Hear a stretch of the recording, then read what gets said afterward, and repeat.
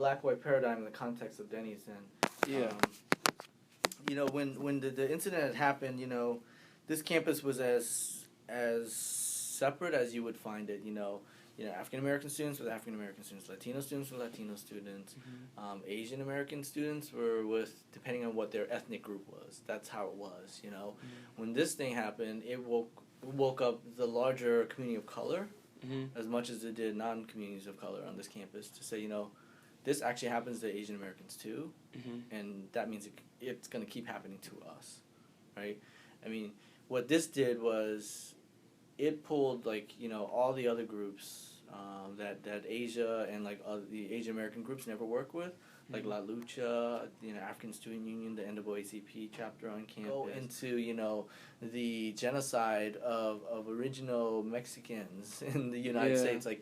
Texas was not Texas, or not the United States. It was Mexico. It was its own country. It was its own peoples were there. Yeah.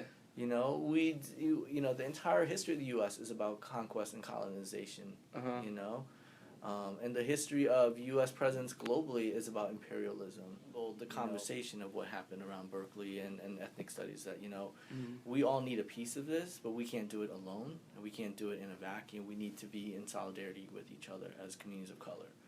And it was okay for the first time to publicly acknowledge, on this campus at least, that Asian Americans are people of color. Yeah.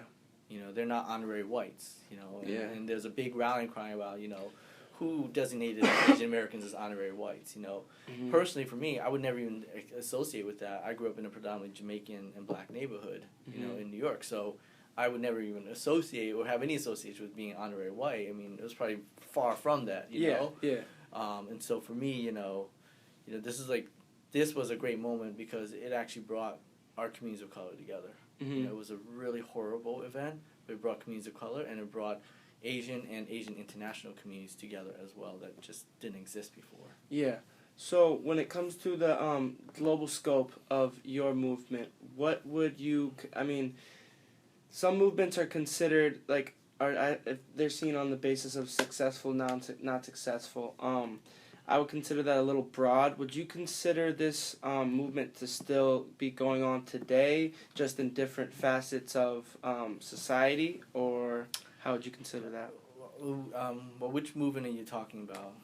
The movement regarding the Denny's incident. How would you say that it is incorporated today in your work? I'd say, a lot of my work today around movement building has a lot to do with trying to build, creating coalitions and creating sustainable change within organizations. And so, I made a commitment to work at colleges and universities after this whole Denny's thing because I wanted there to be a sense that if this is a home away from home for college kids, I want them to feel like their new parents, the university and college officials were there to support them and have their back in ways that I didn't feel like were there necessarily when this had happened. And so that was kind of that was an eye-opener for me to kind of want to be able to change the culture of higher education. Higher education is about creating access, giving people this chance at a level playing field, right? That, once you get educated, you can do anything you want in the world, and that's just not true. Just getting the door is hard enough for people, and so, the idea of building movements around college accessibility, affordability, and how different groups fit in is really important. A lot of the premise of my work in movement building now is to build beyond the self-awareness. The self-awareness is critical. That's your very foundation as an individual and as an ethnic group or a cultural group, but what about letting other people in and letting yourself out with other empowerment? But it's also about how do we do it with others who see it the same way. They just look different from us. The great things about social media now is that everybody has an opportunity to have a voice now. Everybody has the right to speak their mind. Definitely. And you may say things that are ignorant, but just being able to speak your mind in a platform that you feel safe to at least gives you some level of exposure and somebody else to some level of exposure to you. So there's some good and bad that comes with it. I'm much more a proponent of open dialogue anyways, so you want to say something racist, just say it. We'll walk through, go through it. Yeah, that's how you feel. As opposed to let me sit here and wonder what you're really thinking. I'd rather just hear it. That's a good. I never really thought about it like that. you know, if you you know, for people who have, you know, thoughts that are homophobic or sexist, like, just, you know, to hell with it, just get it out. Right. When we learn about racism in this country, right, we learn about racism through the lens of what happened to black people, primarily, right? Yeah. You know, as if racism only affected black people and everybody else spurned from there, right?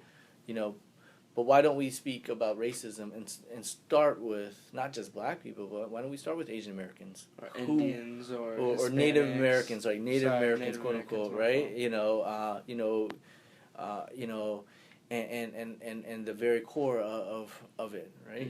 Why do we tell this story in some kind of way in which, you know, it does? That's the black-white paradigm.